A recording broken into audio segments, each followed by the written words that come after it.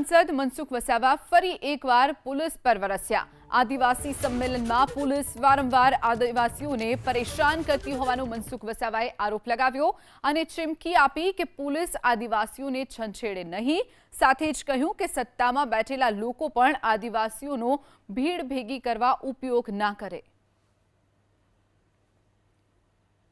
કેટલીક એવી જે ઘટના ઘટ્યો છે કે આદિવાસી દીકરી સાથે છેડતી થવાના રાજપાડી વિસ્તારની અંદર અને આદિવાસી દીકરીને મુંબઈ ઉપાડી જવાને આવા 3-4 મહિના પહેલાં જે ઘટના ઘટી છે, આવા લગભગ 20-25 એવી ઘટના ઘટી છે। એને લઈને આજે આદિવાસી કાર્યકર્તા સંમેલન બોલાવવામાં આવ્યું છે।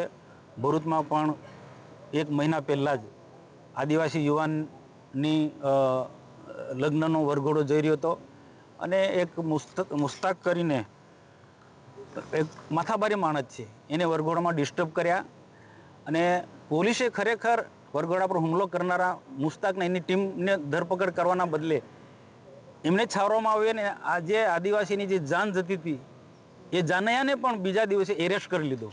આખા ભરૂચ જિલ્લાની અંદર સરપંચોને હેરાન કરવામાં આવે છે।